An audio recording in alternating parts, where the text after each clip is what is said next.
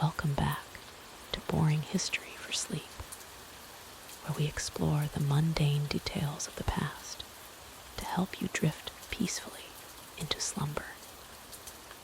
Tonight, we're stepping into the cramped, overcrowded living spaces of Victorian London, where entire families squeezed into single rooms and privacy was nothing more than a distant dream. Picture this: you're walking down a narrow cobblestone street in 1850s London. The air is thick with coal smoke, and the sounds of daily life echo from every window. Behind those weathered brick facades, dozens of people are living in spaces smaller than most modern closets. Children sleep 3 to a bed. Parents work by candlelight at kitchen tables that double as dining rooms, and the concept of a private bedroom is reserved only for the wealthy. But why were these living conditions so impossibly cramped? What forces shaped the architecture and housing policies that packed human beings together like sardines in a tin? Tonight, we'll explore the fascinating intersection of Industrial Revolution economics, urban planning failures, and social class divisions that created some of the most densely populated living conditions in human history. We'll examine the typical layout of a Victorian tenement room, where a single space served as bedroom, kitchen, living room, and workshop all at once. We'll discover how landlords maximized profits by subdividing already small spaces into even tinier compartments. And we'll learn about the ingenious, if uncomfortable, solutions families developed to create the illusion of privacy in their one-room homes. From the basement cellars, where the poorest families huddled together, to the slightly more spacious, but still cramped middle-floor rooms, we'll take a detailed tour through the daily reality of Victorian urban living. So settle in, close your eyes, and let the gentle rhythm of historical details about overcrowded London apartments carry you toward peaceful sleep. The year is 1851, and London stands as the beating heart of the British Empire. Queen Victoria has been on the throne for 14 years, and the city sprawls across the Thames like a vast organism, constantly growing, constantly consuming space and people alike. The Great Exhibition has just opened in Hyde Park, showcasing Britain's industrial might to the world. But behind the gleaming Crystal Palace lies a different reality entirely. London in the Victorian era was a city of stark contrasts.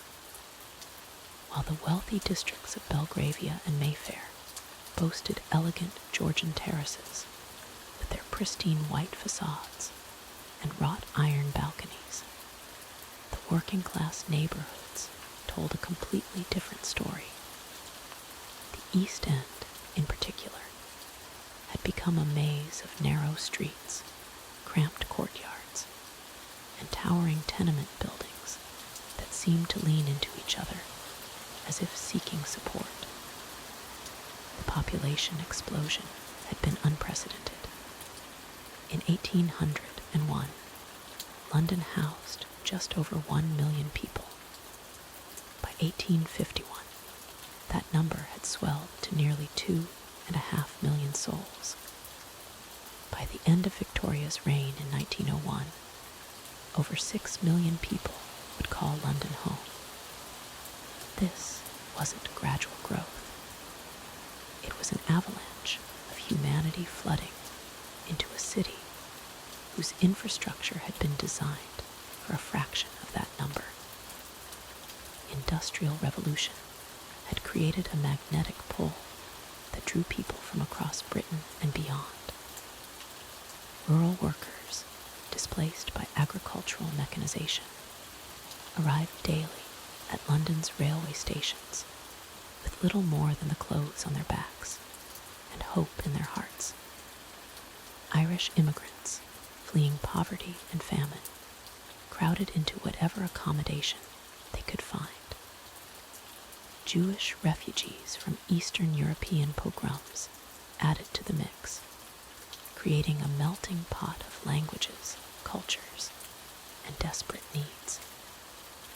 But where were all these people supposed to live? The answer lay in subdivision and creative use of every available inch of space. Grand Georgian houses that had once housed single wealthy families were carved up into multiple dwellings. Cellars became homes. Attics were converted into sleeping quarters. Back gardens disappeared under hastily constructed extensions and outbuildings. The typical Victorian terraced house, which might appear spacious from the street, often housed multiple families.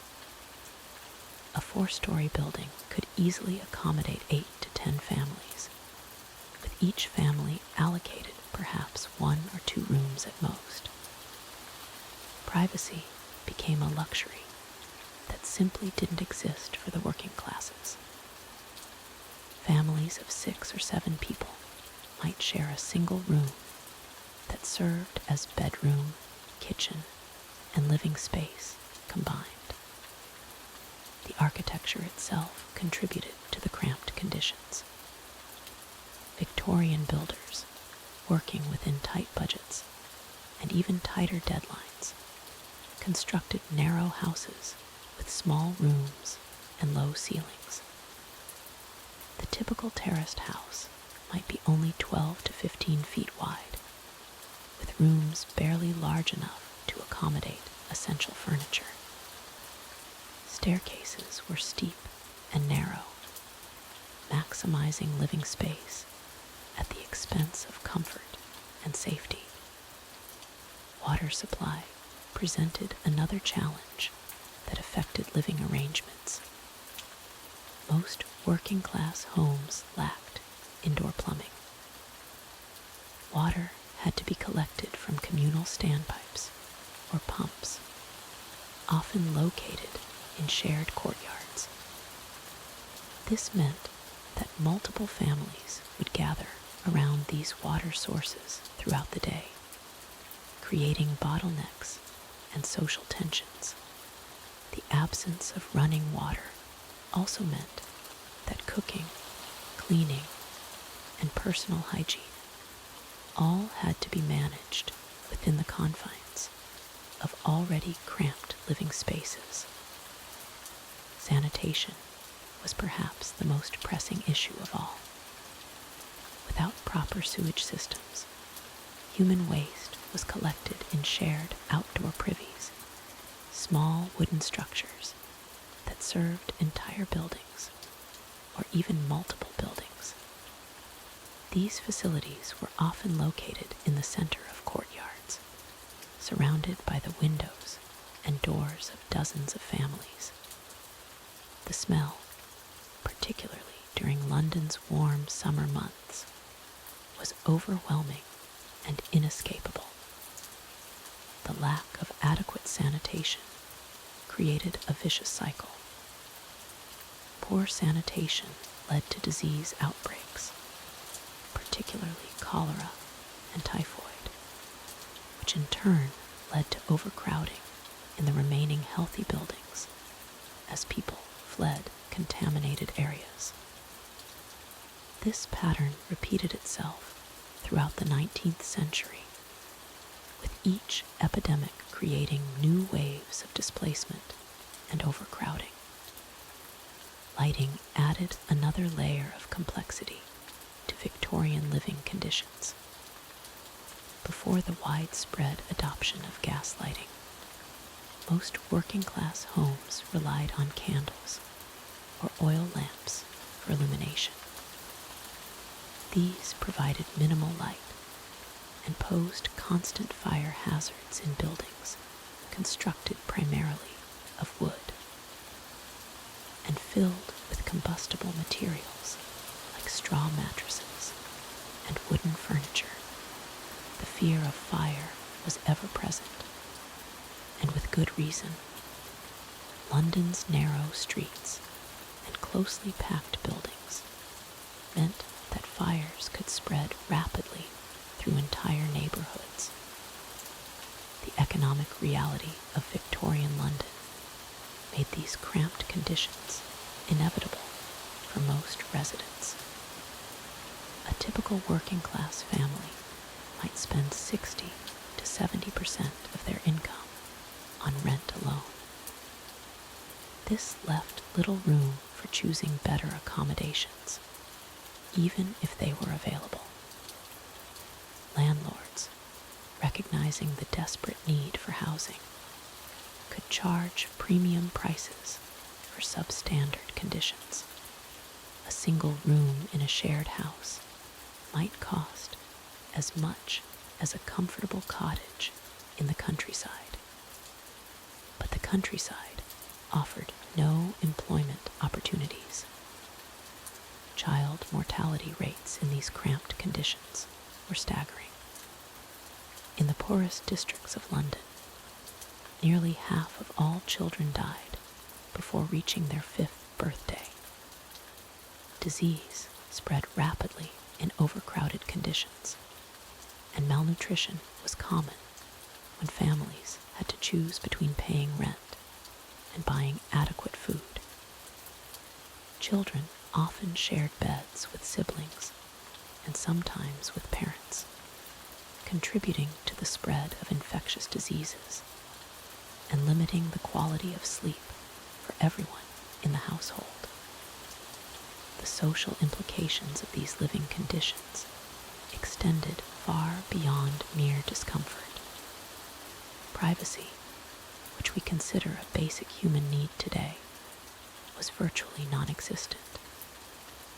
Intimate family moments, arguments, celebrations, and grief all took place within earshot of neighbors. Personal space became a foreign concept. Children grew up without ever experiencing solitude or quiet. Adults had no refuge from the constant presence of others. Yet despite these challenges, Victorian Londoners developed remarkable strategies for coping with their cramped circumstances. Furniture was designed to serve multiple purposes. Tables that folded against walls, beds that converted to seating during the day, and storage solutions that maximized every cubic inch of available space. Schedules were coordinated among families sharing facilities, creating informal systems of cooperation that helped manage the logistics of daily life in impossibly small spaces. The streets themselves became extensions of people's homes. Since indoor space was so limited, much of daily life spilled out into the narrow lanes and courtyards. Children played in the streets. Adults conducted business on doorsteps, and neighbors gathered in small groups wherever space allowed. The boundary between public and private space became blurred, creating a unique urban culture that would define London for generations to come. The numbers tell a story that's almost impossible to comprehend. In 1801, London's population stood at just under 1 million souls. By 1851, that number had doubled. By 1891, it had reached 4.5 million people. This wasn't gradual growth spreading over centuries. This was an explosion that happened within the span of a single human lifetime. Imagine being born in London in 1800 and watching your city transform completely before your eyes.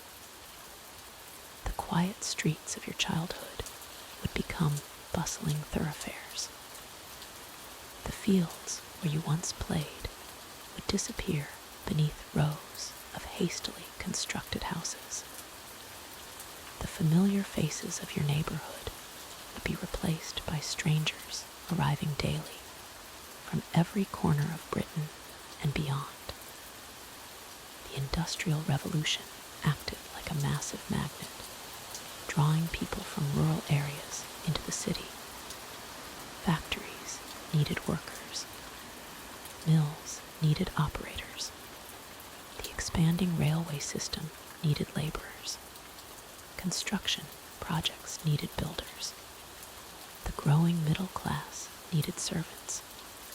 Every aspect of London's economic boom created demand for more hands, more bodies, more people willing to work for wages that seemed generous compared to the poverty of rural life. From the countryside came farmers whose land had been enclosed by wealthy landowners. Agricultural workers who had been displaced by new farming techniques. Young men and women seeking opportunities that simply didn't exist in small villages.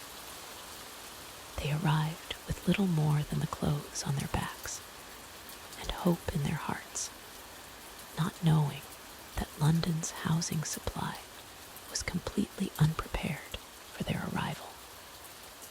The Irish potato famine of the 1840s sent waves of desperate families across the Irish Sea.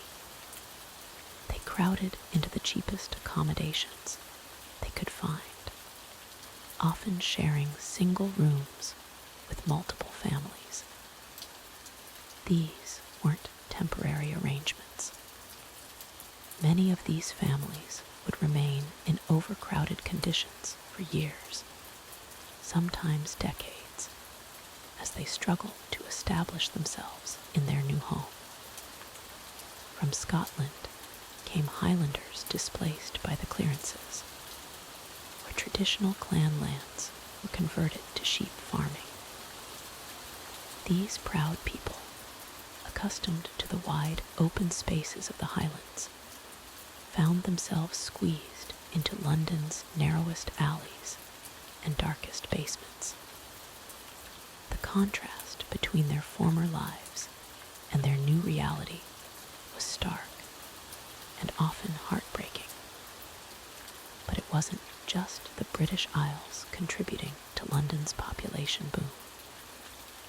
Jewish families fleeing persecution in Eastern Europe began arriving in increasing numbers throughout the century. They established communities in areas like Whitechapel and Spitalfields, often living in conditions that were cramped even by London standards. Multiple generations would share single rooms, with workshops and living spaces combined out of necessity. German immigrants brought skills in tailoring and cabinet making. Italian families established themselves in the food trades, often operating businesses from their cramped living quarters. French refugees from various political upheavals throughout the century added to the mix. Each group brought their own traditions, languages, and ways of life, all compressed into a city that was already bursting at the seams. The speed of this population growth meant that housing construction simply couldn't keep pace. Building a house takes months. Training skilled craftsmen takes years. But people were arriving daily, and they needed somewhere to sleep that very night. This created a perfect storm of demand far exceeding supply, which inevitably led to overcrowding on a scale that modern minds struggle to comprehend. Existing buildings were subdivided again and again. A house that had once comfortably accommodated a single family might be carved up to house 10 or 12 families. Rooms were partitioned with thin walls, or even just hanging sheets. Cellars that had been used for storage became living spaces. Attics that had housed servants were divided into multiple tiny rooms. The mathematics of this overcrowding are sobering. If a typical Georgian townhouse contained perhaps 8 rooms across 4 floors, and each room was converted to house a family of 4 or 5 people, you're looking at 30 to 40 people living in a space originally designed for perhaps 10. And this wasn't unusual. This was the norm in many parts of London. Property owners, seeing an opportunity for profit, began constructing what were essentially human warehouses. These were buildings designed from the ground up to pack as many people as possible into the smallest amount of space. Rooms were built just large enough for a bed and perhaps a small table. Corridors were narrow to maximize the number of rooms. Ceilings were low to allow for more floors within the same building height. The lack of building regulations meant that these structures were often unsafe, unsanitary, and uncomfortable. But they were cheap, and for families arriving with nothing, cheap was often the only option available. Safety and comfort were luxuries that most simply couldn't afford. This population pressure created a ripple effect throughout the city. Not only were individual living spaces becoming smaller and more crowded, but the spaces between buildings were also being filled. Courtyards that had once provided light and air were built over. Gardens were sold off for development. Every available square foot of land became valuable real estate. The social implications of this overcrowding were profound. Privacy became virtually non-existent. Personal space was a concept that simply didn't apply to most Londoners' daily lives. Families were forced to conduct their most intimate moments within earshot of strangers. Children grew up without ever experiencing solitude or quiet. Yet somehow, people adapted. They developed new social norms for living in such close quarters. They created informal systems for sharing common spaces. They learned to find moments of peace and connection, even in the midst of chaos. The human capacity for adaptation was tested to its limits, and somehow, most people found ways to not just survive, but to build communities and find joy even in the most cramped conditions. This population explosion wasn't just changing how people lived. It was fundamentally altering the character of London itself, creating the dense, bustling metropolis that would become the template for modern urban life around the world. While the middle classes squeezed into their modest terraces, the working poor of Victorian London faced housing conditions that defied imagination. The Industrial Revolution had drawn millions from the countryside into the city, creating an unprecedented housing crisis that would define urban living for generations. The most common form of working-class accommodation was the lodging house, a term that barely captured the reality of these overcrowded establishments. A typical lodging house might cram 40 to 50 people into a building, originally designed for a single family. Every available space was converted into sleeping quarters, from cellars prone to flooding to attics, with barely enough headroom to stand upright. In these lodging houses, privacy was a luxury that simply didn't exist. Families were separated by nothing more than thin curtains or wooden partitions that rarely reached the ceiling. The sound of crying bobbies, arguments, coughing fits, and snoring created a constant symphony of human misery that never ceased, day or night. The concept of personal space was equally foreign. A single room measuring perhaps 12 feet by 10 feet might house an entire family of 6 or 7 people. Children slept 3 or 4 to a bed, often sharing with their parents due to lack of alternatives. When relatives visited from the countryside seeking work, they too would squeeze into these impossibly small spaces, sometimes sleeping on floors or in corners. Sanitation in these lodging houses was primitive at best.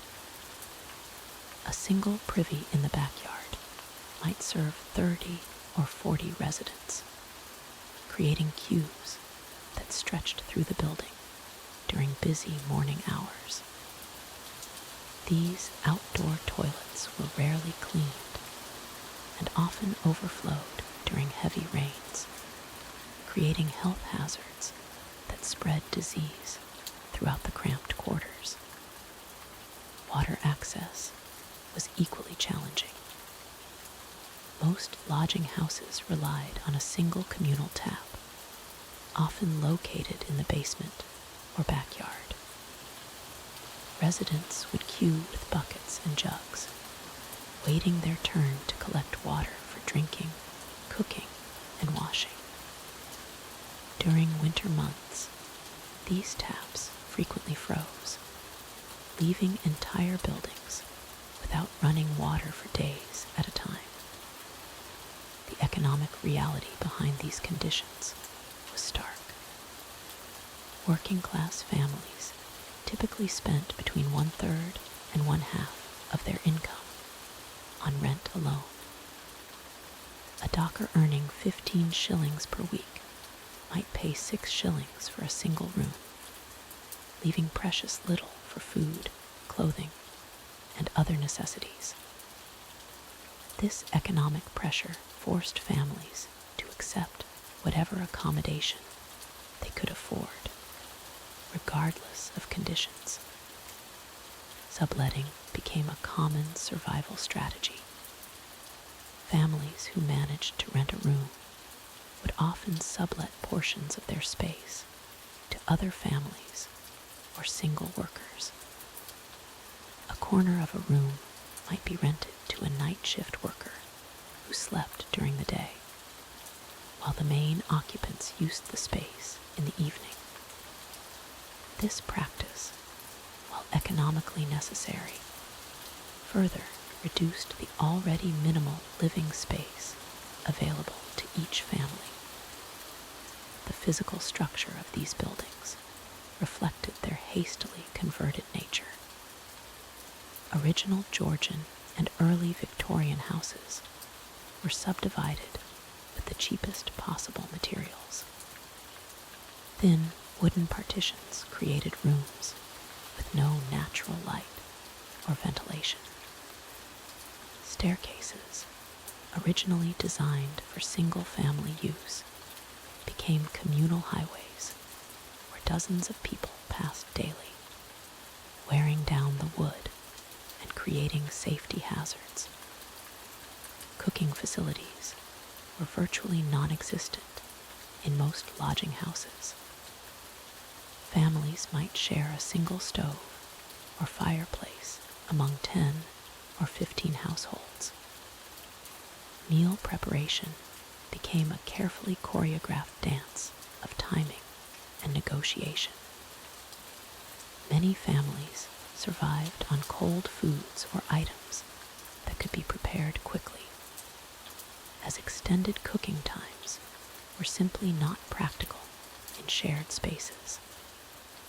The lack of storage space created additional challenges for working families. Personal belongings had to be kept in boxes under beds or hung from nails on walls. Clothing was often the family's most valuable possession after shelter. Yet, there was nowhere to properly store or protect garments from the damp, dirt, and overcrowding that characterized these living spaces. Children growing up in these conditions faced particular hardships. With no space for play or study, they often spent their days on the streets, returning to cramped quarters only to sleep. Educational opportunities were limited not just by economic constraints, but by the simple lack of quiet space where a child might concentrate on reading or writing. The psychological toll of such cramped living conditions was enormous, though rarely documented in official records. Families that had once enjoyed the relative privacy of rural cottages found themselves living in constant proximity to strangers. Arguments between neighbors were inevitable, and the stress of overcrowding contributed to domestic violence, alcoholism, and mental health problems that had no outlet or treatment. Seasonal variations made these already difficult conditions even worse. During winter months, the lack of adequate heating meant that families huddled together for warmth, further reducing personal space. Windows were kept closed against the cold, trapping stale air and odors inside already poorly ventilated rooms. Summer brought different challenges, as the heat made the cramped quarters stifling and unbearable. Disease spread rapidly through these overcrowded lodging houses. Tuberculosis, cholera, and typhoid found perfect breeding grounds in the combination of poor sanitation, overcrowding, and malnutrition that characterized working-class housing. When one person fell ill, entire buildings often became infected within days, creating cycles of sickness that could devastate whole communities. The rental system itself contributed to housing instability. Most working-class families paid rent weekly, and falling behind by even a few days could result in immediate eviction. This constant threat of homelessness meant that families accepted increasingly poor conditions rather than risk being turned out onto the streets with nowhere else to go. Yet within these harsh constraints, working-class communities developed remarkable systems of mutual support. Neighbors shared resources, watched each other's children, and provided assistance during times of illness or unemployment.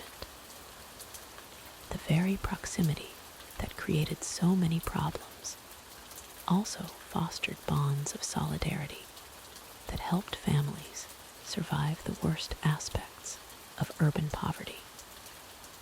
As we delve deeper into the specific types of working-class housing, we'll discover that even within this category of deprivation, there were gradations of misery that reflected the complex social hierarchies of Victorian London's laboring poor.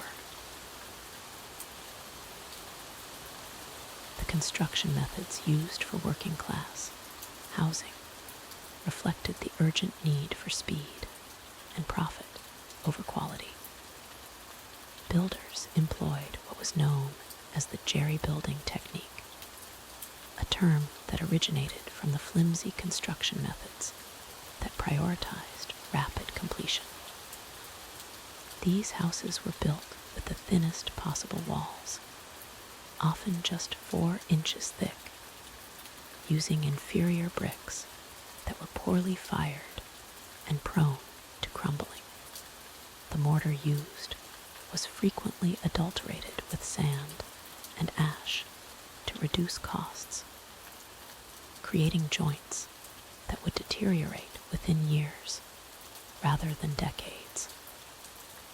Foundation work was minimal, with many houses built directly onto clay soil without proper drainage or damp proofing. This led to chronic moisture problems that plagued residents throughout their lives.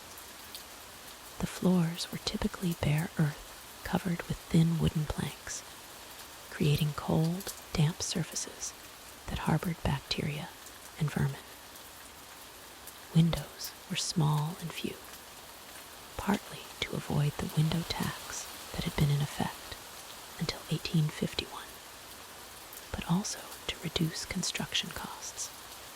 Even after the tax was abolished, builders continued to minimize window sizes to save money on glass and framing. Roofing systems were equally problematic. Slate tiles were expensive, so builders often used the cheapest available materials, including recycled tiles from demolished buildings. These mismatched tiles created gaps that allowed rain to penetrate, leading to constant leaks and water damage. The timber used for roof supports was often green wood that hadn't been properly seasoned, causing warping and structural weakness as it dried. Many roofs sagged noticeably within just a few years of construction. Interior walls were constructed using lath and plaster, but the lath strips were spaced too widely apart, and the plaster was mixed with excessive amounts of horsehair and other cheap fillers. This created walls that were thin, poorly insulated, and prone to cracking. Sound traveled easily between rooms and between adjacent houses, eliminating any possibility of privacy. Families could hear their neighbors' conversations, arguments, and intimate moments, creating a constant source of tension and embarrassment. The heating systems in these houses were virtually non-existent. Most working-class homes had only one fireplace, usually located in the main living area. Coal was expensive, and many families could only afford to heat one room at a time, if at all. During winter months, family members would crowd into the single heated room, using it for cooking, eating, socializing, and often sleeping. The bedrooms remained unheated, with indoor temperatures frequently dropping below freezing. Ice would form on the inside of windows, and water left in basins would freeze solid overnight. Ventilation was another critical problem. The small windows rarely opened properly due to warped frames and broken sash cords. The combination of poor ventilation and overcrowding created a perfect environment for the spread of disease. The air inside these homes was thick with smoke from cooking fires, oil lamps, and candles. The smell of unwashed bodies, chamber pots, and rotting food permeated every surface. Respiratory illnesses were common, particularly among children and the elderly, who spent the most time indoors. Kitchen areas in working-class housing were primitive by any standard. Most homes had no running water, requiring residents to carry water from communal pumps or wells that might be several streets away. The water quality was often questionable, contaminated by sewage and industrial waste. Cooking was done over open fires or on small coal stoves that filled the rooms with smoke and soot. Food storage was problematic without refrigeration, leading to frequent cases of food poisoning and waste. Waste disposal presented enormous challenges. Human waste was collected in chamber pots that had to be emptied into communal privies located in backyards or courts. These outdoor toilets were typically shared by dozens of families and were rarely cleaned or maintained. The smell was overwhelming, particularly during summer months, and the risk of disease transmission was constant. Garbage and kitchen waste were often simply thrown into the streets or dumped in backyards, attracting rats, flies, and other vermin. The social dynamics within these cramped living spaces created additional stress and conflict. Privacy was impossible when entire families shared single rooms. Parents had no private space for intimate relations, and children had no quiet areas for study or play. Personal belongings had to be carefully guarded, as theft was common in the overcrowded conditions. Arguments between family members would quickly escalate in the confined spaces, and domestic violence was often witnessed by neighbors through the thin walls.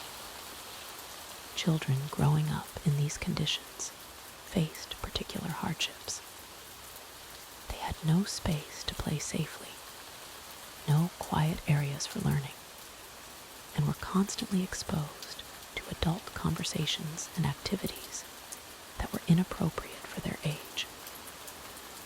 Many children spent their days on the streets to escape the cramped, unhealthy conditions at home, leading to increased risks of accidents, crime, and exploitation. The lack of proper nutrition, combined with the unsanitary living conditions, meant that child mortality rates in working-class districts were shockingly high. The psychological impact of living in such conditions was profound, but rarely discussed in Victorian society. The constant stress of overcrowding, the lack of privacy, and the daily struggle for basic necessities took a severe toll on mental health.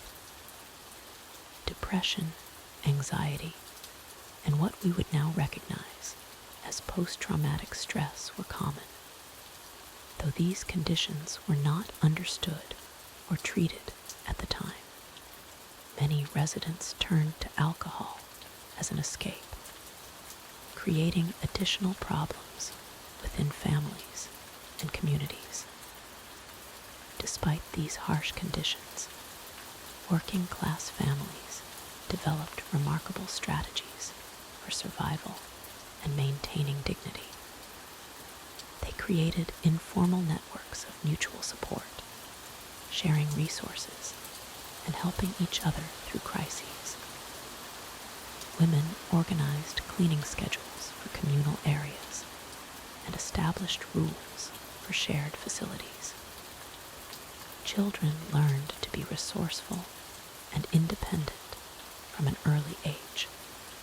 These communities, while struggling with poverty and poor living conditions, often demonstrated extraordinary resilience and solidarity in the face of adversity. The Victorian middle class found themselves caught in a peculiar predicament of social climbing and spatial compromise. Unlike the working poor, who accepted their cramped conditions as inevitable, the middle class desperately sought to maintain appearances while stretching their budgets across increasingly expensive housing markets. Their homes became elaborate stage sets for respectability, where every room served multiple purposes, and every square foot carried the weight of social expectation. A typical middle-class terrace house in areas like Bloomsbury or Kensington measured perhaps 22 feet wide and 40 feet deep, spread across 3 or 4 narrow floors.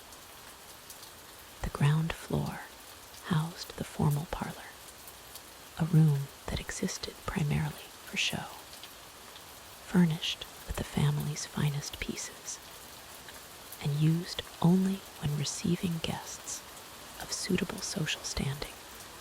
Behind this facade lay the family's actual living space, cramped dining rooms where children did homework, while mothers managed household accounts and fathers read evening papers by flickering gaslight.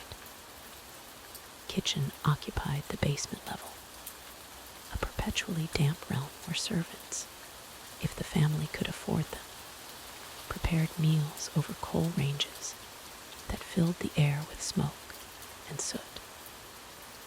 Middle-class families without servants found themselves trudging up and down narrow staircases multiple times daily, carrying heavy pots of water, coal scuttles, and chamber pots between floors. The physical labor required to maintain even modest middle-class comfort was exhausting, yet invisible to the outside world. Bedrooms on the upper floors were divided and subdivided as families grew.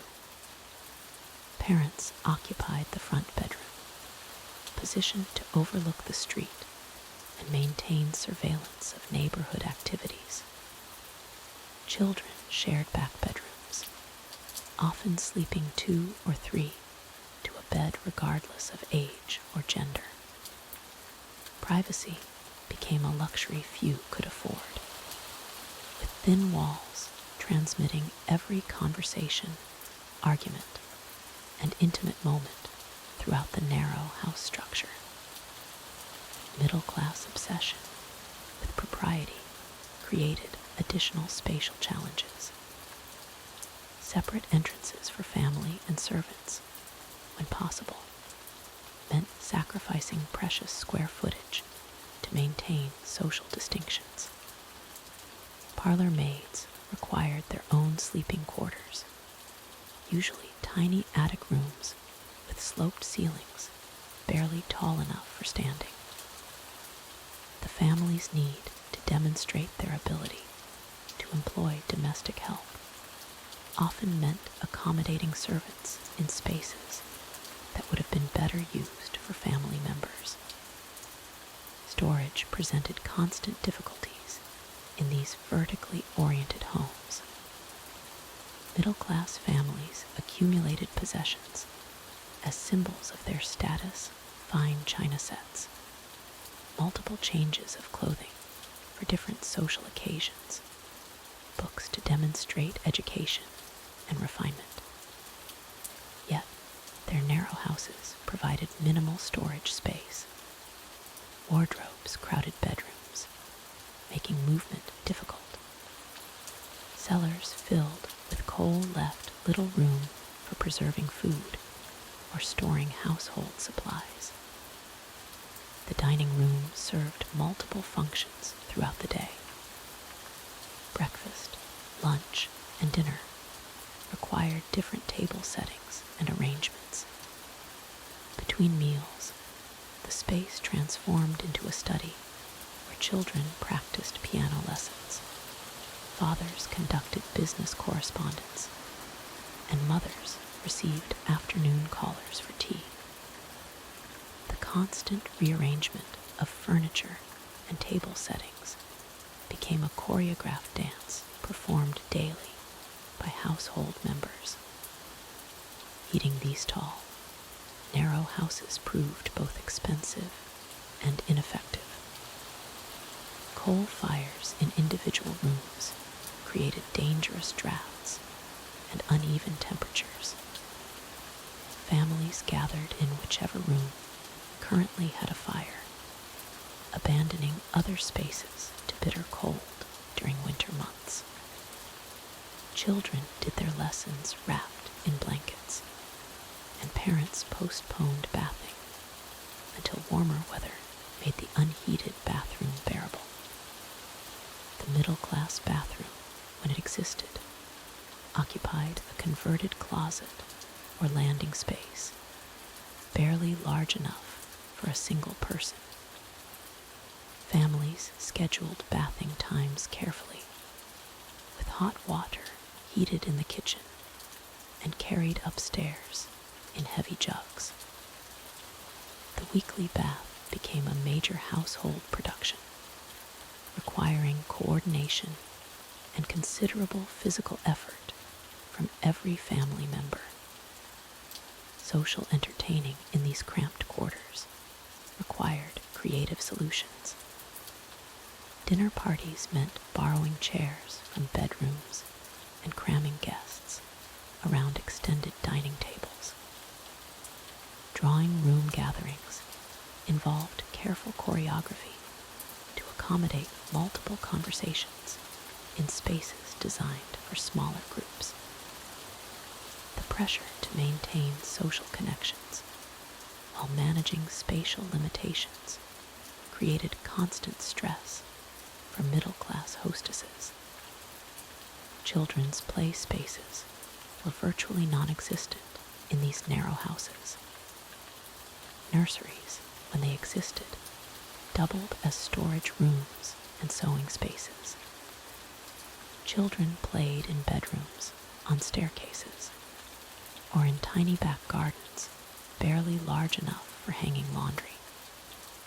The lack of dedicated play areas meant constant negotiations between children's needs and adult activities, with children frequently banished to bedrooms during adult social functions. The middle-class study, or library, represented perhaps the greatest spatial compromise. Professional men required private spaces for conducting business, managing investments, and maintaining correspondence. Yet these rooms were often carved from other necessary spaces, creating awkward layouts and reducing already limited family areas. The study became a symbol of masculine authority, while simultaneously demonstrating the family's inability to afford truly adequate housing. Laundry Day transformed middle-class homes into steamy, chaotic workshops. Without dedicated laundry rooms, families converted kitchens, sculleries, or even dining rooms into temporary washing facilities. Wet clothing draped over furniture and hung from improvised lines throughout the house. The smell of soap, starch, and damp fabric permeated every room, creating an atmosphere more reminiscent of commercial laundries than respectable family homes. The constant pressure to maintain appearances while managing cramped living conditions created unique psychological stresses for middle-class families. Parents struggled to provide children with proper upbringing while lacking adequate space for privacy, study, or play.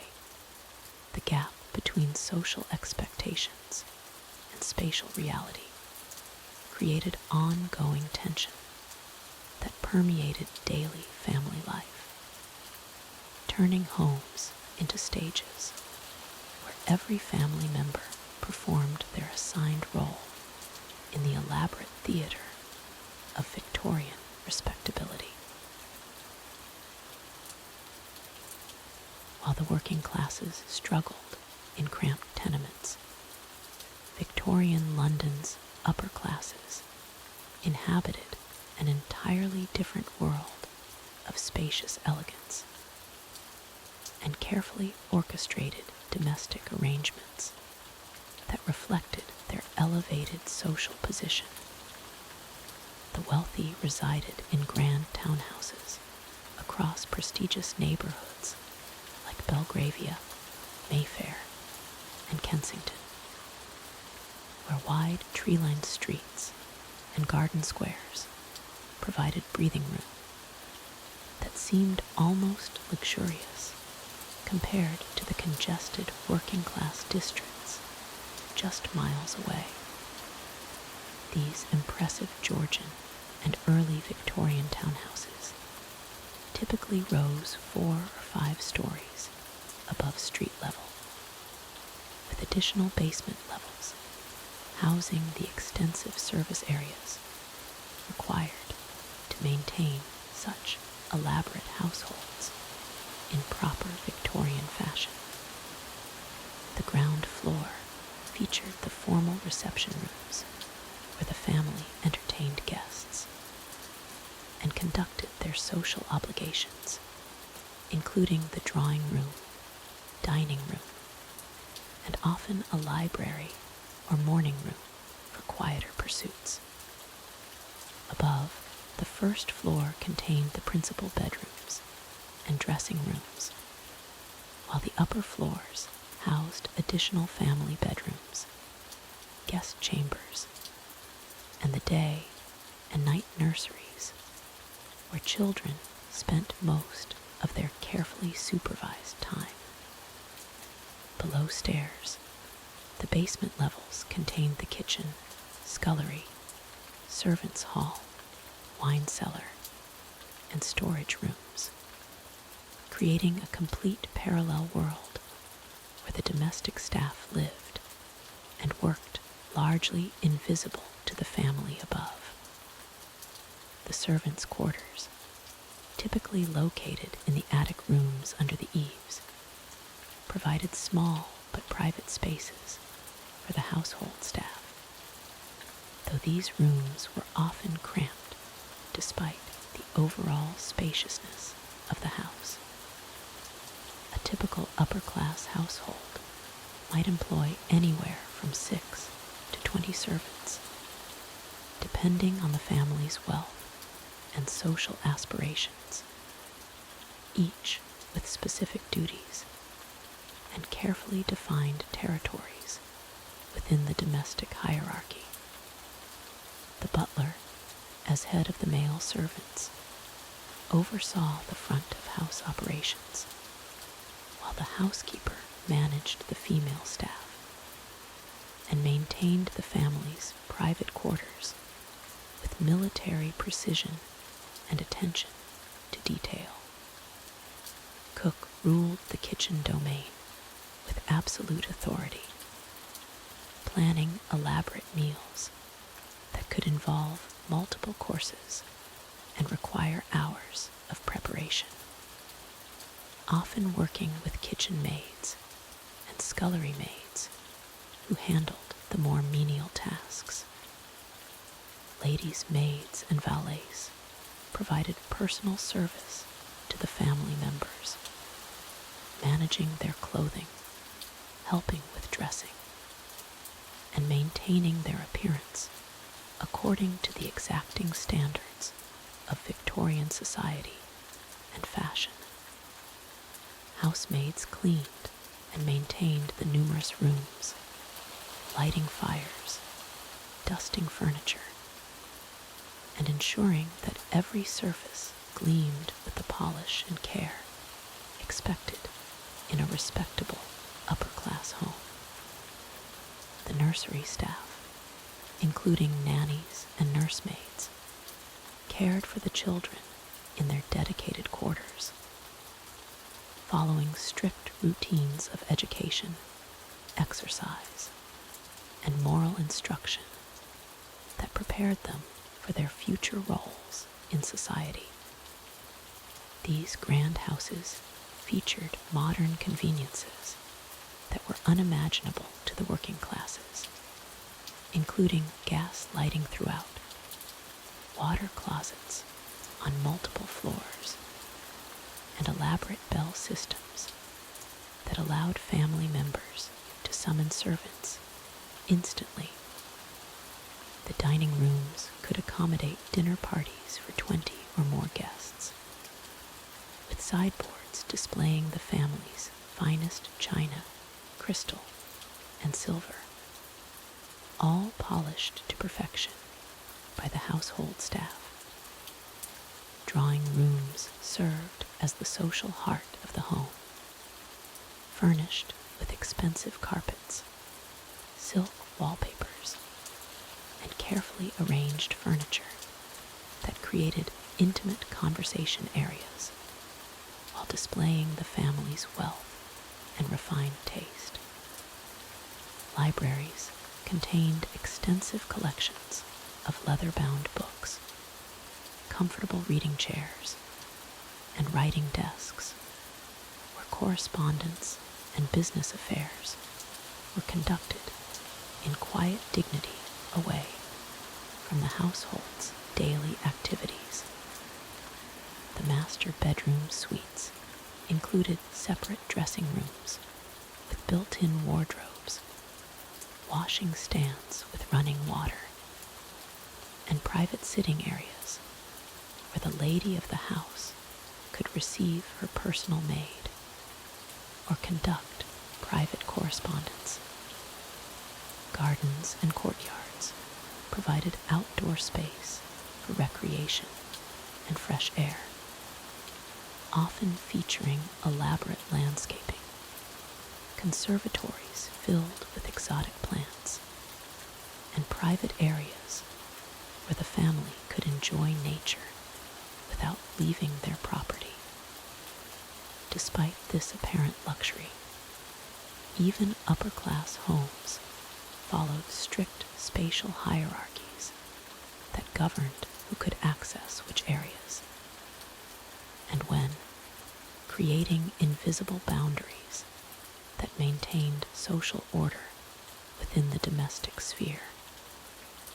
The family's private quarters remained off-limits to most servants except those with specific duties, while the servants' areas were equally forbidden to family members, creating parallel worlds within the same building structure. Children occupied their own designated spaces in the nursery quarters, emerging into the adult areas of the house only at appointed times and under careful supervision, maintaining the Victorian belief in proper childhood development. Guest bedrooms were prepared with meticulous attention to comfort and propriety, ensuring that visitors experienced the family's hospitality while maintaining appropriate social distances and formal courtesies throughout their stay. The basement kitchens, despite their lower position in the house, were often spacious and well-equipped with the latest cooking technology, including large ranges, preparation tables, and storage areas for the extensive provisions required. Service corridors and back staircases allowed servants to move throughout the house without disturbing the family, maintaining the illusion that the household ran itself through some mysterious and invisible mechanism. Even within this apparent spaciousness, Victorian upper-class homes reflected the era's complex social anxieties about propriety, privacy, and the careful management of domestic relationships between family members, servants, and guests. The elaborate spatial arrangements served not just practical purposes, but also reinforced the social hierarchies and moral codes that Victorian society considered essential to maintaining civilization and respectability in an increasingly complex urban world. These grand townhouses represented the pinnacle of Victorian domestic architecture, where space itself became a luxury commodity that demonstrated wealth, status, and the successful navigation of society's intricate rules and expectations. The tenement buildings of Victorian London represented perhaps the most concentrated form of urban overcrowding the world had ever seen. These towering structures, often reaching 4 or 5 stories high, were specifically designed to pack as many paying tenants as possible into the smallest available space. What emerged was a vertical maze of human habitation that defied every principle of comfort, privacy, and basic human dignity. A typical tenement building in areas like Whitechapel or Bermondsey would house anywhere from 50 to 100 people within its cramped confines. The building's footprint might measure only 30 feet by 40 feet. Yet within this modest rectangle, entire families would live, work, eat, sleep, and struggle to maintain some semblance of normal life. The mathematics of such density created living conditions that were barely distinguishable from imprisonment. Each floor of a tenement was divided into what landlords generously called rooms, though these spaces bore little resemblance to what we might consider a proper room today. A single floor might contain 6 to 8 such compartments, each measuring perhaps 8 feet by 10 feet, with ceilings so low that a tall man could barely stand upright. These weren't bedrooms or living rooms in any meaningful sense, but rather human storage units where families were expected to conduct every aspect of their daily lives. The walls between these rooms were constructed from the cheapest materials available, often nothing more than thin wooden boards or even canvas stretched over rudimentary frames. Privacy was an impossible luxury when every whispered conversation, every cough, every movement could be heard by neighbors living mere inches away. The sound of crying bobbies, arguing couples, and restless sleepers created a constant symphony of human misery that never ceased, day or night. Ventilation in these tenement buildings was virtually non-existent. Windows, if they existed at all, were small and often blocked by neighboring buildings, constructed so close that sunlight rarely penetrated the narrow gaps between structures. The air inside became thick and stagnant, heavy with the breath of dozens of people, the smoke from cooking fires, and the various odors that accumulated when too many human beings lived in too small a space without adequate sanitation. The stairwells of these buildings were treacherous affairs, constructed from cheap wood that creaked and sagged under constant use. These narrow passages served as the only means of access to the upper floors, and they quickly became repositories for garbage, human waste, and anything else tenants couldn't dispose of elsewhere. The smell in these stairwells was often so overwhelming that visitors would retch before reaching the upper floors. Water access in tenement buildings was severely limited and carefully controlled. A single tap might serve an entire floor, or even an entire building, creating long queues of residents waiting with buckets and pots to collect their daily water ration. This tap would typically be located in a basement or ground floor area, meaning that families living on upper floors faced the exhausting task of carrying heavy containers of water up multiple flights of stairs several times each day. The lack of proper drainage meant that waste water from cooking and washing had nowhere to go except into buckets or directly onto the floor. Tenement floors were often sodden with spilled water, creating perfect breeding grounds for bacteria and disease. The wooden floorboards would rot and warp, creating uneven surfaces that trapped dirt and moisture, making cleanliness virtually impossible to maintain. Cooking facilities in tenement buildings were shared among multiple families, if they existed at all. A single small stove or fireplace might serve 20 or 30 people, creating constant conflicts over access and timing. Families would wait hours for their turn to prepare a simple meal, and the competition for cooking space often led to bitter disputes that could escalate into violence. Many tenants resorted to eating cold food or purchasing prepared meals from street vendors, despite their limited financial resources. The business model of tenement ownership was ruthlessly efficient in its exploitation of human desperation.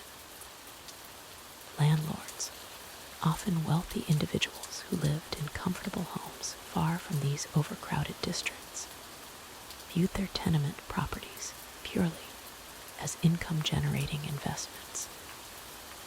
They packed as many paying tenants as possible into each building, while spending the absolute minimum on maintenance, repairs, or improvements. Rent collection in tenement buildings was a weekly affair, with landlords or their agents making regular rounds to extract payment from tenants who often struggled to earn enough money to cover their basic housing costs. Eviction was swift and merciless for anyone who fell behind on payments, regardless of their circumstances or the number of children involved. Families could find themselves on the street with no notice, their few possessions confiscated to cover unpaid rent. The structural integrity of many tenement buildings was questionable at best. Built quickly and cheaply to maximize profit, these structures often developed serious problems within just a few years of construction. Walls would crack, floors would sag, and roofs would leak. But repairs were rarely undertaken unless absolutely necessary to prevent total collapse. Tenants lived with the constant awareness that their building might not be safe, but they had no alternative options available. Fire was a constant and terrifying threat in tenement buildings. The combination of wooden construction, overcrowded conditions, open flames for cooking and heating, and inadequate escape routes created perfect conditions for deadly blazes. When fires did break out, they spread with frightening speed through the dry wooden structures, and the narrow stairwells became death traps as panicked residents tried to escape.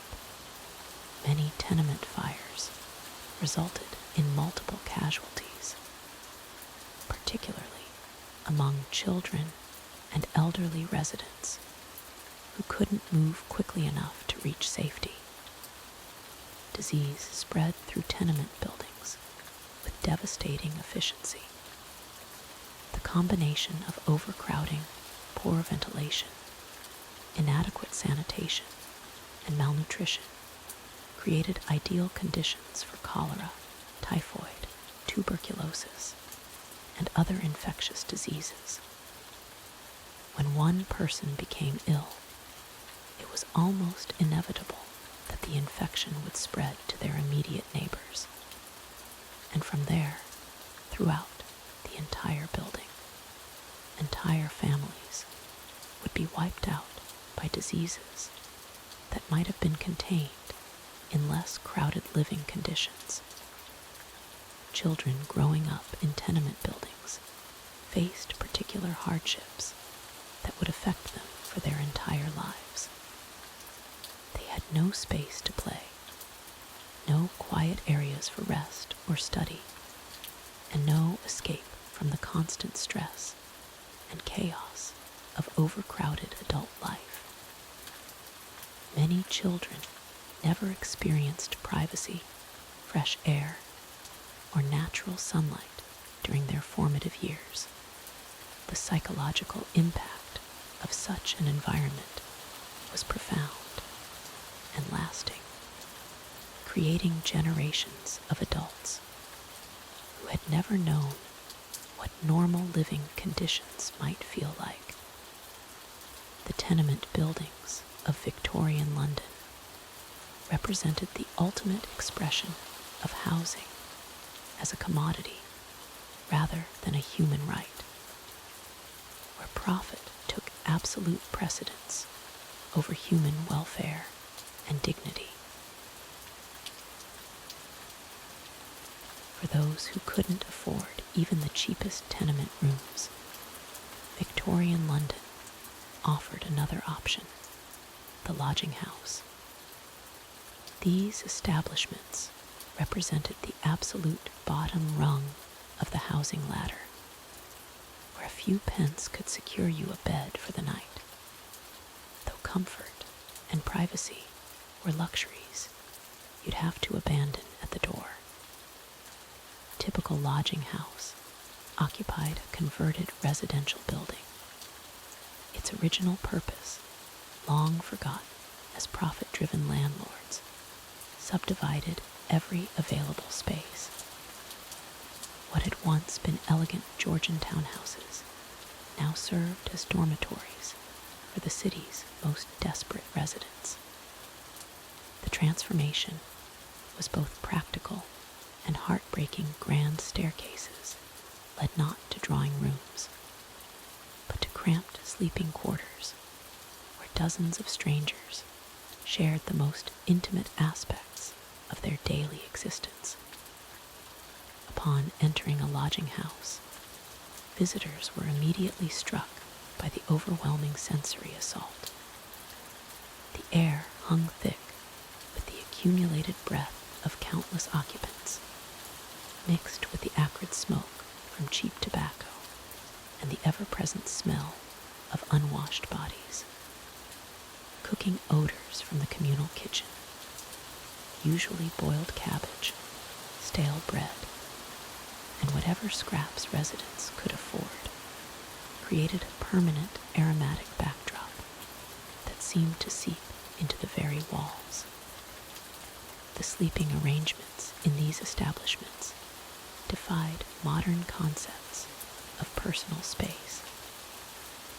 Large rooms that might have once served as ballrooms or dining halls were now filled with rows of narrow beds, placed so close together that occupants could reach across and touch their neighbors.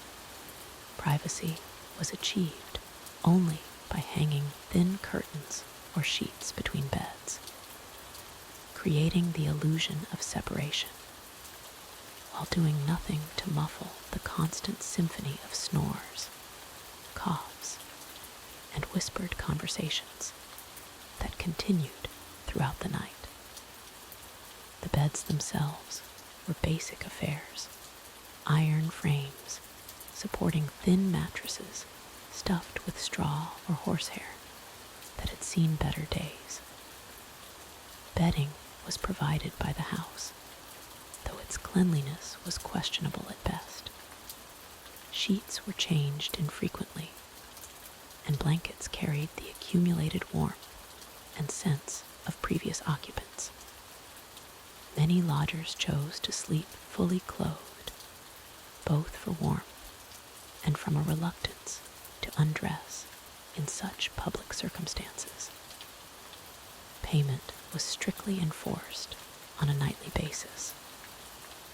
As evening approached, the lodging housekeeper would make their rounds, collecting the required fee from each occupant. Those who couldn't pay were immediately ejected, regardless of weather conditions or the hour.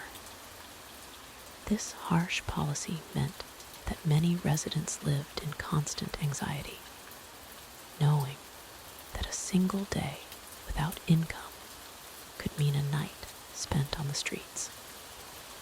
The social dynamics within lodging houses created their own complex ecosystem.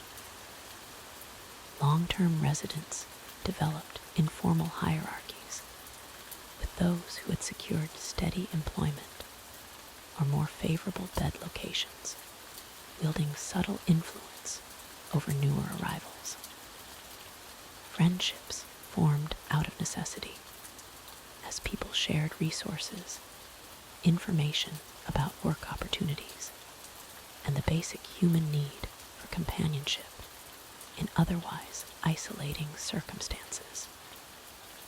Communal areas in lodging houses served multiple purposes throughout the day. The main sitting room doubled as a dining area, workspace, and social gathering place. Here, residents might mend clothing, write letters, play cards, or simply sit and rest between periods of seeking employment. The single fireplace, when fuel was available, became a focal point where people gathered not just for warmth, but for the psychological comfort of shared space and conversation. Kitchen facilities were rudimentary and shared among all residents. A single stove, often temperamental and requiring constant attention, served dozens of people.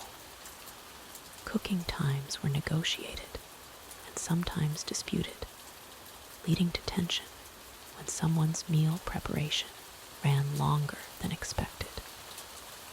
Storage space for food was virtually non-existent, forcing residents to purchase ingredients daily or risk having their supplies disappear in the night.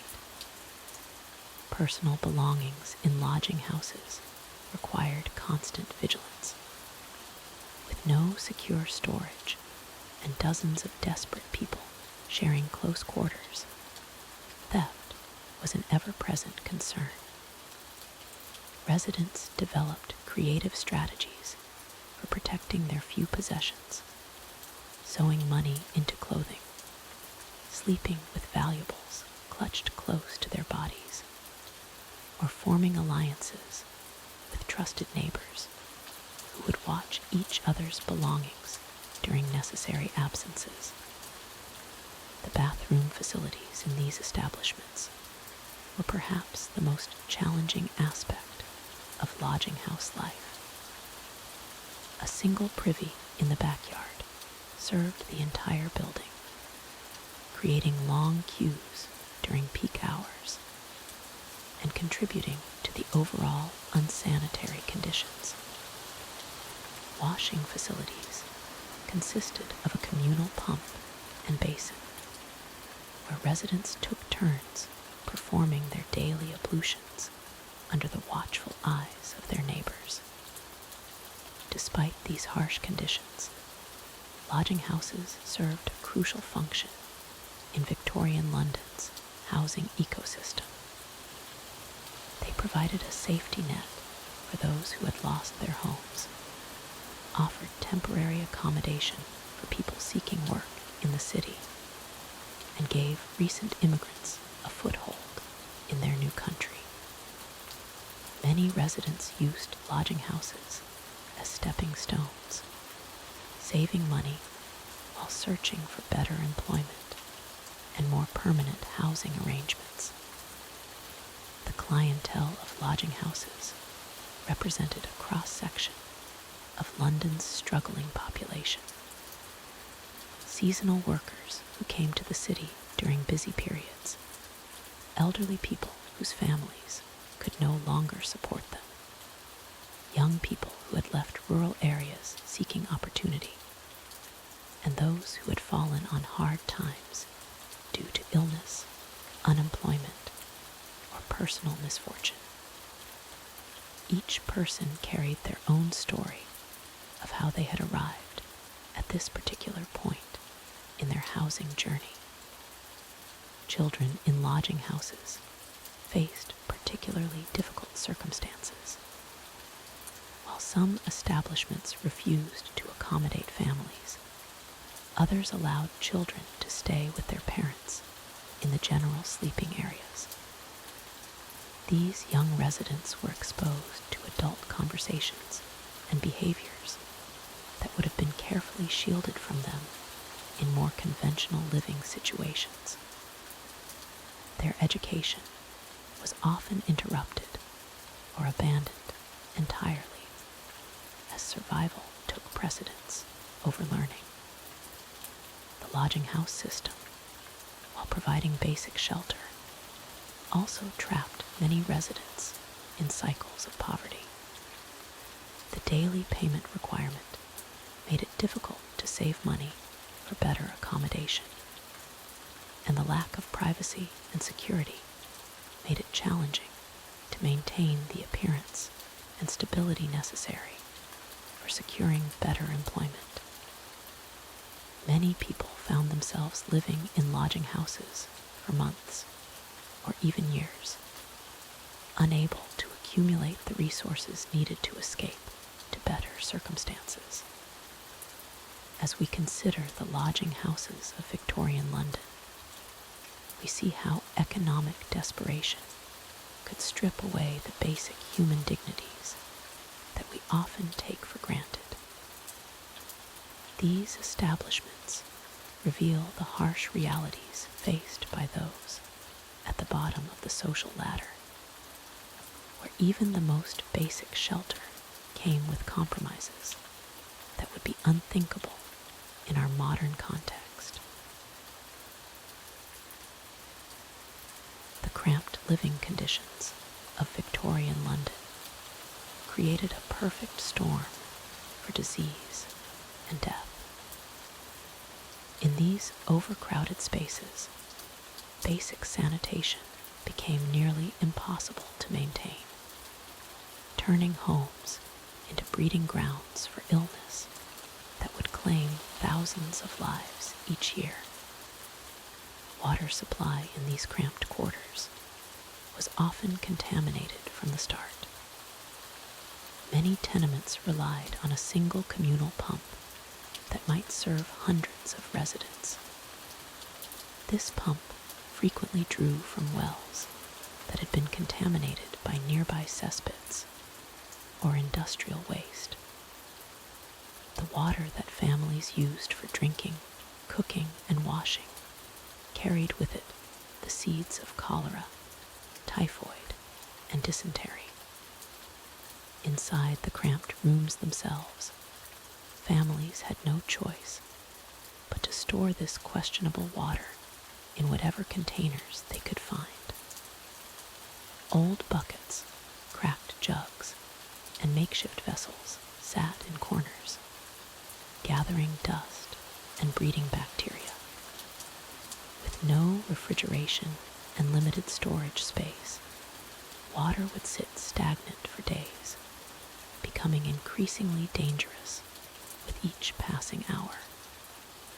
The absence of proper sewage systems in these overcrowded buildings created nightmarish conditions.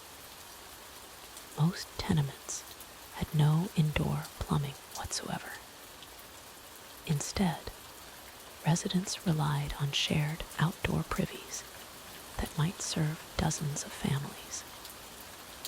These primitive toilets were nothing more than wooden seats positioned over deep pits that were rarely emptied and never properly maintained. When these outdoor facilities became too disgusting or dangerous to use, residents often resorted to chamber pots kept inside their cramped living spaces. In a single room housing an entire family, these pots would sit in corners, filling the air with noxious odors and creating constant health hazards. The contents would be emptied irregularly, often simply thrown into the street or nearby courtyards. The lack of space meant that human waste management became a daily struggle for survival. Families had to navigate around these unsanitary conditions while trying to eat, sleep, and live their daily lives. Children played in the same spaces where waste was stored, creating endless opportunities for contamination and disease transmission. Garbage disposal in cramped Victorian homes was equally problematic. With no organized waste collection systems, families had to find ways to dispose of food scraps, broken items, and other refuse within their limited living spaces. Organic waste would rot in corners, attracting rats, flies, and other disease-carrying pests that thrived in the overcrowded conditions. The combination of poor ventilation and accumulated waste created air quality that was truly toxic. In basement dwellings, the situation was even worse, as these spaces often flooded during heavy rains, mixing sewage, garbage, and contaminated water into a deadly soup that residents had no choice but to live above. Personal hygiene became nearly impossible to maintain in these cramped conditions. Most families had access to only small amounts of clean water, which had to be rationed carefully for drinking and cooking. Bathing was a luxury that many could not afford, both in terms of water and space. When families did attempt to wash, they often had to do so in the same room where they cooked, ate, and slept. The lack of privacy in these cramped quarters meant that even basic bodily functions became public affairs. Families had no separate spaces for personal care, leading to embarrassment and stress that compounded the already difficult living conditions.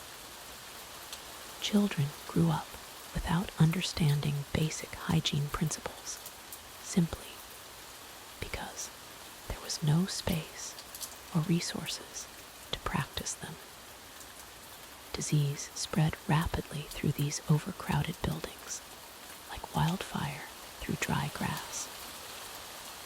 When one person became ill, the cramped conditions virtually guaranteed that everyone in the household would be exposed. Respiratory diseases like tuberculosis found perfect conditions in these poorly ventilated, overcrowded spaces where families huddled together for warmth and comfort. Cholera outbreaks were particularly devastating in cramped Victorian neighborhoods.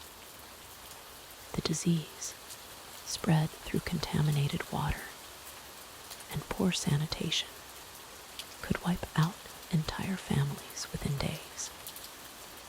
The famous 1854 cholera outbreak in Soho killed over 600 people in just 10 days, with the highest death rates occurring in the most overcrowded areas where sanitation was virtually non-existent.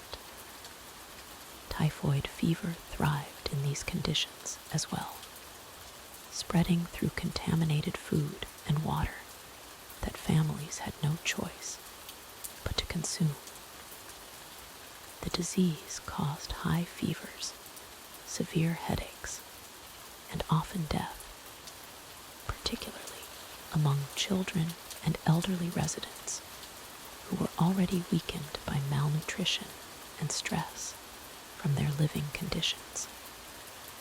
Skin diseases and infections were constant companions for those living in cramped, unsanitary conditions. Without adequate washing facilities or clean clothing, residents developed rashes, sores, and infections that never properly healed. These conditions were not just uncomfortable, but often led to more serious health complications that could prove fatal.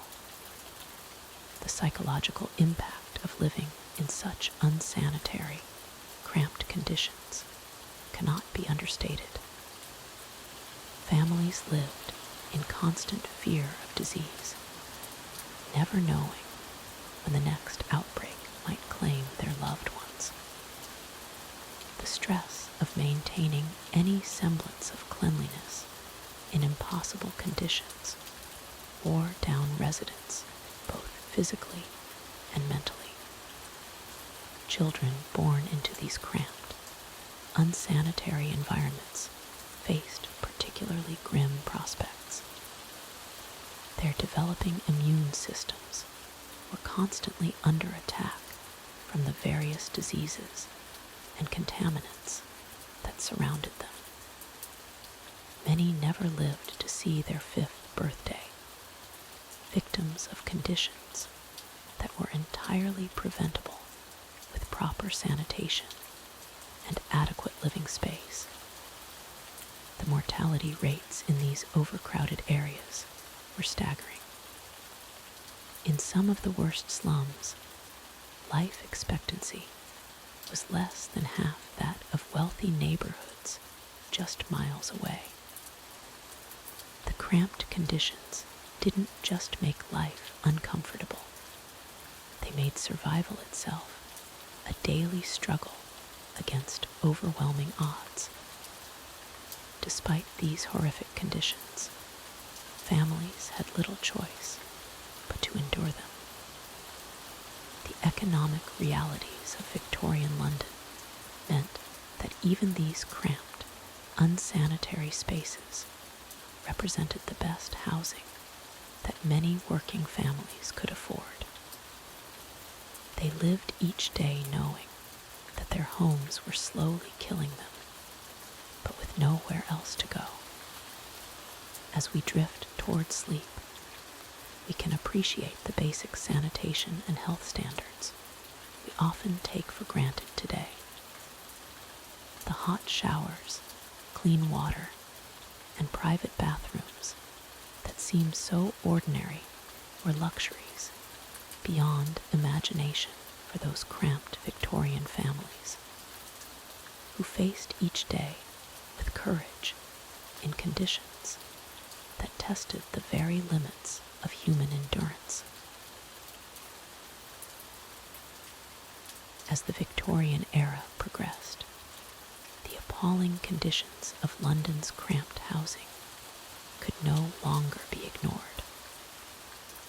The stench of overcrowded tenements, the constant threat of disease, and the moral outrage of reformers began to stir the conscience of a society that had long turned a blind eye to the suffering of its poorest citizens. The first significant attempts at housing reform emerged in the 1850s, driven by a combination of public health concerns and social conscience. The Metropolitan Building Act of 1855 represented one of the earliest systematic attempts to regulate construction standards in London.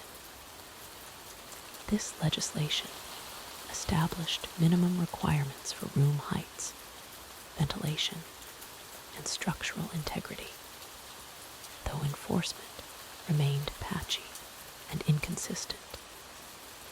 The act mandated that new residential buildings must have rooms at least 8 feet high, with adequate window space for natural light and ventilation. It also required proper drainage systems and prohibited the construction of cellars intended for human habitation below certain flood levels. While these standards seem basic by modern measures, they represented a revolutionary shift in thinking about housing as a matter of public concern rather than private enterprise alone. However, the Act's impact was limited by its focus on new construction. The thousands of existing slum properties continued to house families in conditions that violated every principle the legislation sought to establish. Landlords had little incentive to improve existing properties when they could continue extracting rent from desperate tenants who had nowhere else to go. The real catalyst for comprehensive housing reform came through the work of dedicated social investigators and reformers who documented the living conditions with scientific precision. Henry Mayhew's extensive surveys of London's working classes provided detailed accounts of how families lived in single rooms, sharing beds, cooking facilities, and sanitary arrangements with multiple other households. Octavia Hill emerged as one of the most influential housing reformers of the Victorian era. Her approach combined practical property management with social work, purchasing rundown properties and renovating them to provide decent accommodation at affordable rents. Hill believed that improving housing conditions would naturally lead to moral and social improvement among the working classes. Hill's model involved direct engagement with tenants, providing not just better housing, but also education, employment assistance, and moral guidance.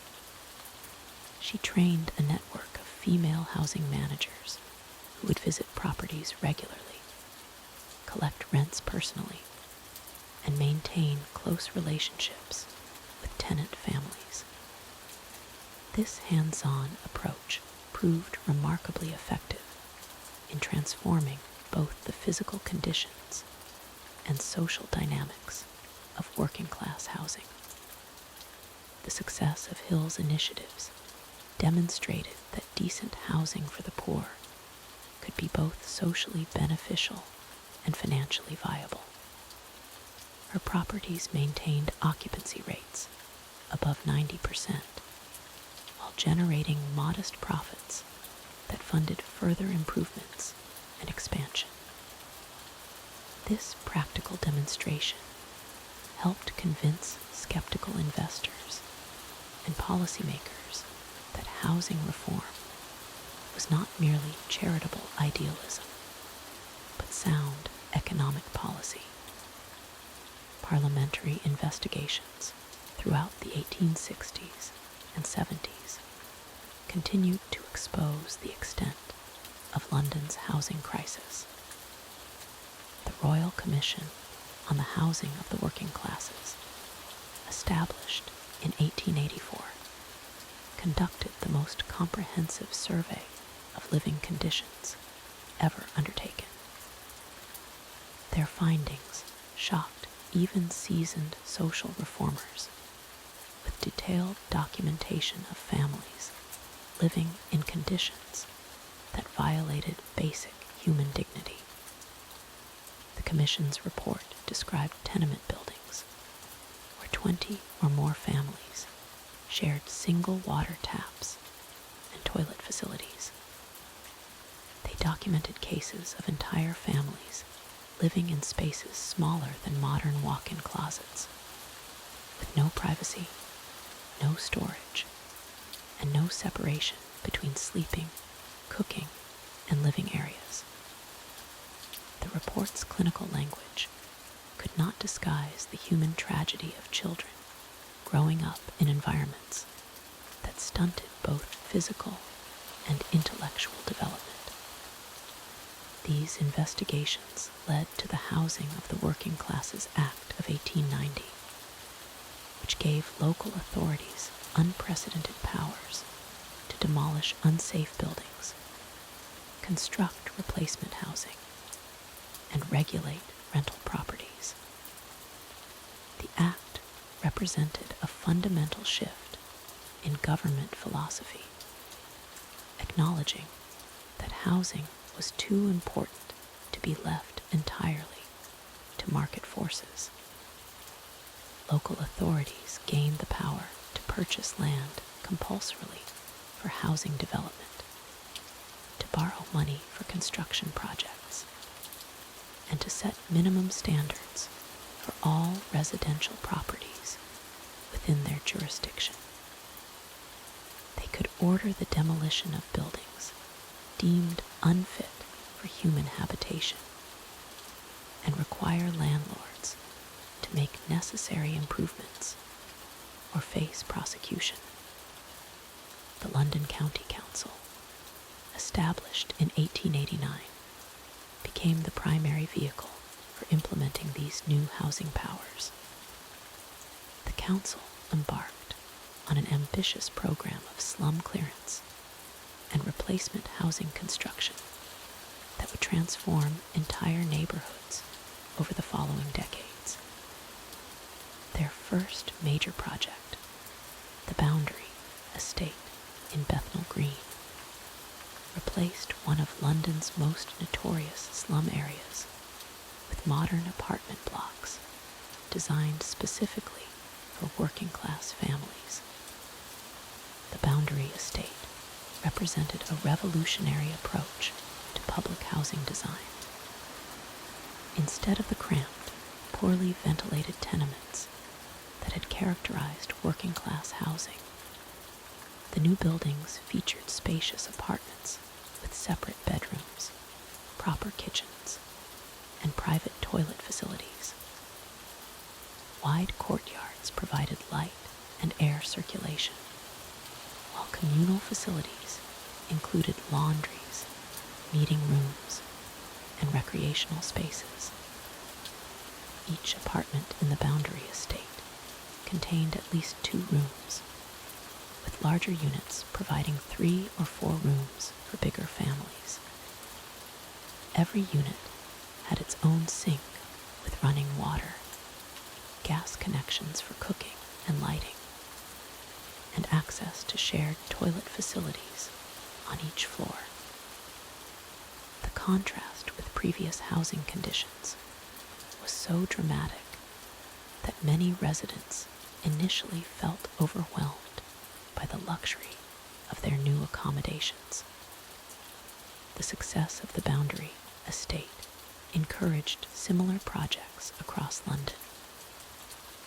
The London County Council developed a comprehensive housing program that would eventually provide homes for hundreds of thousands of working-class families. These developments established new standards for working-class housing that emphasized health, dignity, and family privacy over mere shelter from the elements. Private philanthropic organizations also contributed significantly to housing reform efforts. The Peabody Trust, established by American banker George Peabody, constructed numerous apartment buildings designed specifically for working-class families. These developments combined affordable rents with decent living conditions, proving that good housing for the poor could be achieved without requiring government subsidies. The Peabody buildings featured innovative design elements that maximized space efficiency while maintaining livability. Apartments were arranged around central courtyards that provided natural light and ventilation to all units. Common areas included laundries, meeting rooms, and sometimes libraries or educational facilities. Strict tenancy rules maintained cleanliness and order while fostering a sense of community responsibility among residents. By the end of the Victorian era, housing reform had achieved significant progress in addressing London's accommodation crisis. New construction standards, slum clearance programs, and purpose-built working-class housing had improved conditions for hundreds of thousands of families. The principle that decent housing was a social necessity rather than a luxury had become widely accepted among policymakers and social reformers. However, the scale of London's housing needs meant that reform efforts, while substantial, could not immediately solve the cramped living conditions that had defined the Victorian urban experience. The legacy of decades of unregulated development and population growth would continue to influence London's housing landscape well into the 20th century, even as the foundations for modern housing policy had been firmly established. Victorian furniture design reflected the harsh reality of cramped living conditions. Every piece had to serve multiple purposes, and every inch of space required careful consideration. The era's distinctive furniture styles weren't just aesthetic choices. They were practical solutions to spatial limitations that defined urban living. Multifunctional furniture became the cornerstone of Victorian home design. A single piece might serve as seating during the day, storage throughout the week, and sleeping accommodation when needed. Ottoman storage benches lined hallways, their upholstered tops providing seating, while concealing linens, shoes, or household supplies within their hollow bases. The famous Victorian writing desk exemplified this multi-purpose approach. These compact pieces featured numerous small drawers, hidden compartments, and fold-out surfaces. A single desk might contain spaces for correspondence, household accounts, sewing supplies, and personal effects. The fold-down writing surface could be closed when not in use, transforming the piece back into a simple cabinet that took up minimal floor space.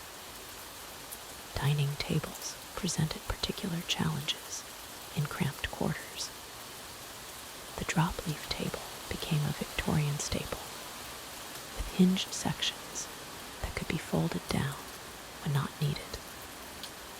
A family might eat at a small square table most days, then extend both leaves for Sunday dinner or when entertaining guests.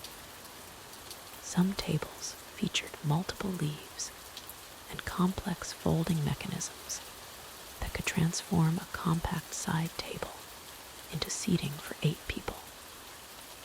Bedroom furniture required the most creative space-saving solutions. Wardrobes grew tall rather than wide, reaching toward high ceilings to maximize storage without consuming precious floor space. These towering pieces often featured mirrors on their doors, serving dual purposes while making small rooms appear larger. The mirrors reflected available light, brightening otherwise dim spaces. Washstands represented another triumph of compact design. These essential pieces combined a basin, water pitcher, towel storage, and soap dish in a footprint smaller than a modern nightstand. Many featured marble tops that could withstand water damage, with wooden bases containing drawers for toiletries and linens. The entire morning washing routine could be accomplished within a space measuring less than 2 feet square. The Victorian bed itself underwent significant modifications for small spaces. Murphy beds, though not yet bearing that name, appeared in various forms throughout the era. Some beds folded up into wall cabinets during the day, revealing desk surfaces or additional storage. Others featured high frames with storage drawers built into their bases, eliminating the need for separate dressers or chests. Trundle beds served families with multiple children sharing single rooms. The lower bed rolled completely under the upper frame during daylight hours, effectively doubling sleeping capacity without requiring additional floor space. Some designs incorporated storage within the trundle frame itself, providing space for clothing or personal belongings. Seating arrangements demanded particular ingenuity in cramped parlors and sitting rooms. Victorian chairs often featured removable cushions that concealed storage compartments. Piano stools contained sheet music, while footstools hid sewing supplies or household tools. Even decorative chairs served practical purposes, with hollow seats providing discreet storage for valuable items. The corner whatnot stand became ubiquitous in Victorian homes, designed specifically to utilize otherwise wasted corner spaces. These triangular shelving units displayed decorative objects while providing storage for books, correspondence, or household items. Their vertical design drew the eye upward, creating an illusion of height in low-ceilinged rooms. Kitchen furniture faced the greatest space constraints of all. Work tables featured drawers, shelves, and hooks for utensils, maximizing storage within their compact frames.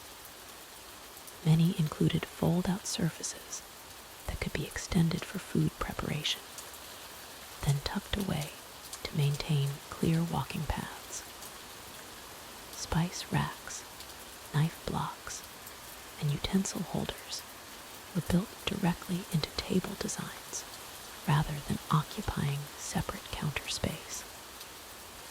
Wall-mounted furniture became increasingly popular as Victorian families recognized the value of floor space.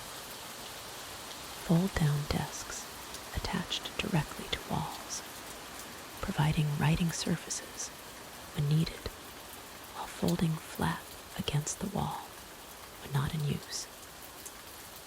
These pieces often included small shelves or cubbyholes for storing writing materials, eliminating the need for additional storage furniture.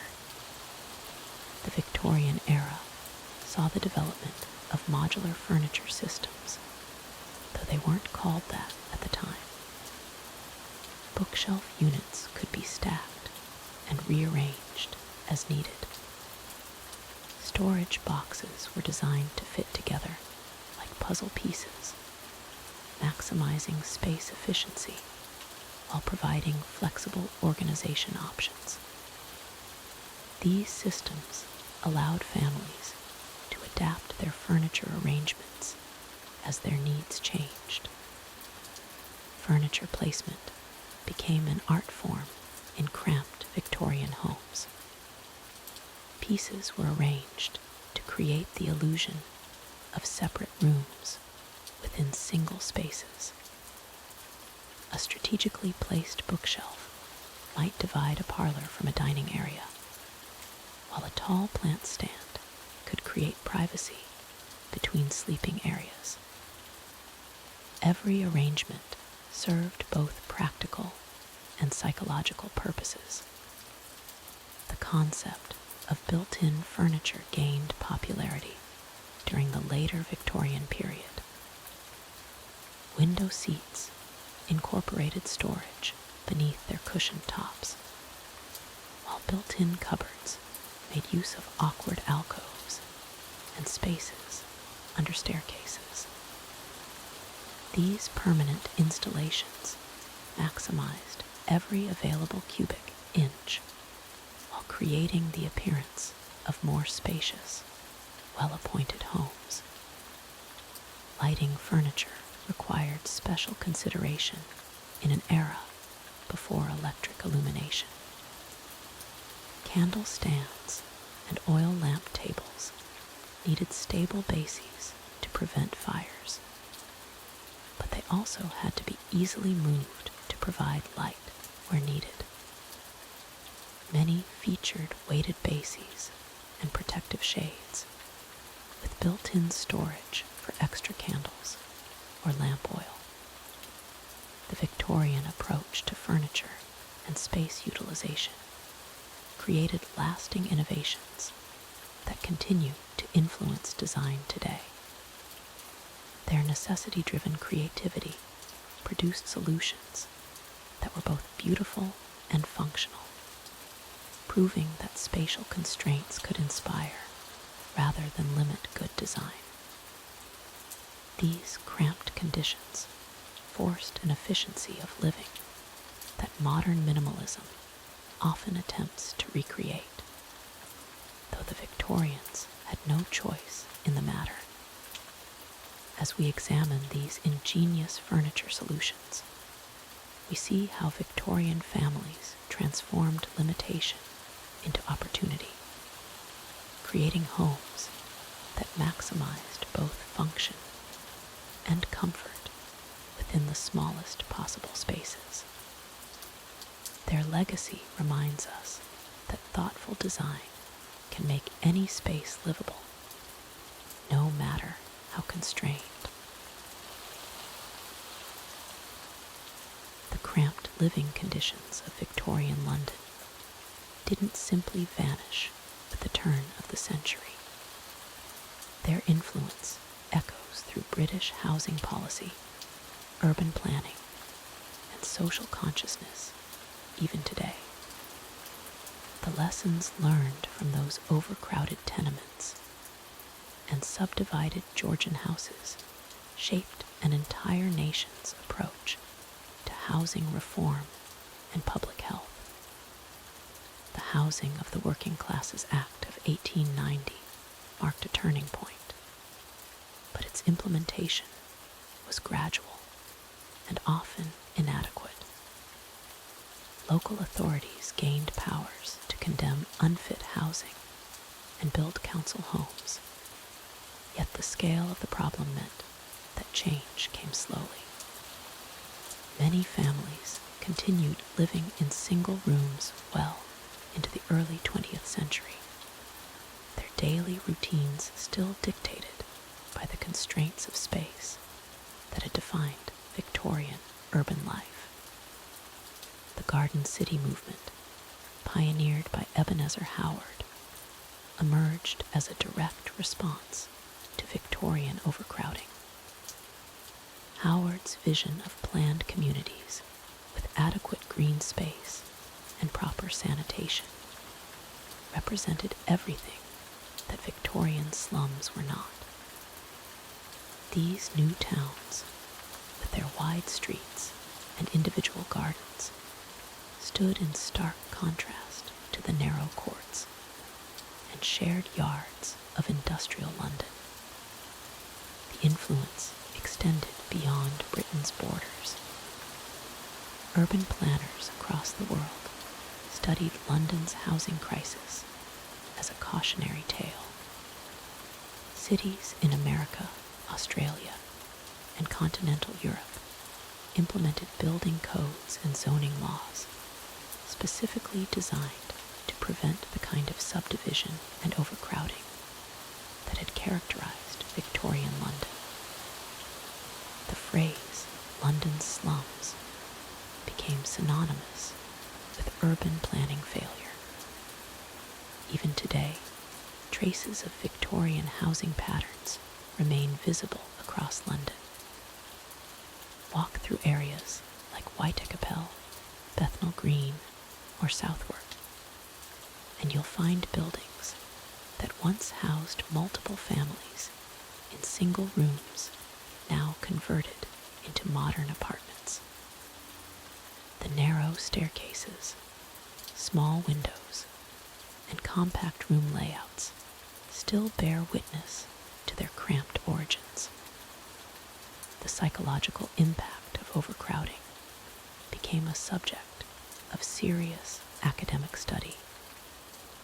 Researchers began documenting how living in confined spaces affected family relationships, child development, and mental health. These studies influenced modern housing standards, establishing minimum room sizes and occupancy limits that we now take for granted. Victorian London's housing crisis also sparked innovations in construction and design that continue to influence architecture today. The need to maximize space within existing buildings led to clever storage solutions, convertible furniture, and efficient room layouts. Many of these space-saving techniques found their way into modern small apartment design and micro-housing projects. The social reformers who documented Victorian living conditions established methodologies for housing research that remain relevant today. Charles Booth's poverty maps and detailed household surveys created templates for modern demographic studies. Their work demonstrated how housing quality directly correlates with health outcomes, educational achievement, and economic mobility. public health policies developed in response to Victorian overcrowding established principles that guide modern urban planning. Requirements for natural light, ventilation, and sanitation facilities in residential buildings all trace their origins to reforms implemented after witnessing the consequences of cramped Victorian living spaces. The concept of housing as a human right, rather than merely a market commodity, gained traction partly through exposure of Victorian living conditions. Social housing programs, rent control policies, and tenant protection laws all emerged from recognition that unregulated housing markets could produce inhumane living conditions. Modern homelessness services and temporary accommodation standards also reflect lessons learned from Victorian experiences.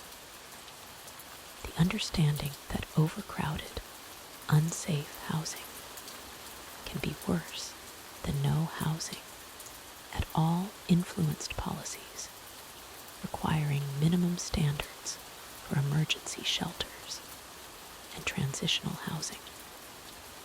Urban density debates continue to reference Victorian London as both warning and inspiration. While modern planners seek to create high-density housing that avoids Victorian mistakes, they also recognize that well-designed compact living can be both sustainable and comfortable. The challenge lies in achieving density without sacrificing dignity or health. The Victorian legacy appears in unexpected places. Modern building codes specifying minimum ceiling heights, window sizes, and room dimensions all evolved from recognition of how these factors affected quality of life in cramped Victorian homes. Fire safety regulations, emergency exit requirements, and occupancy limits similarly trace their origins to Victorian housing disasters. Cultural attitudes toward privacy, personal space, and family life were permanently altered by the Victorian housing experience. The middle-class ideal of separate bedrooms for children, private family dining, and distinct spaces for different activities emerged partly as a reaction against the enforced intimacy of single-room living. Today's housing affordability crisis often draws comparisons to Victorian London. Young professionals sharing small apartments, families unable to afford adequate space, and the return of subdivided housing in expensive cities all echo patterns established over a century ago. The solutions proposed frequently reference Victorian-era reforms and their mixed results. The story of cramped Victorian living spaces ultimately became a story of human resilience and social progress. While the conditions were often deplorable, they also demonstrated people's remarkable ability to create community, maintain dignity, and build meaningful lives within severe constraints. That legacy of adaptability and hope remains perhaps the most enduring inheritance from those crowded Victorian rooms. Understanding this history helps us appreciate both how far we've come and how vigilant we must remain in ensuring that adequate housing remains accessible to all.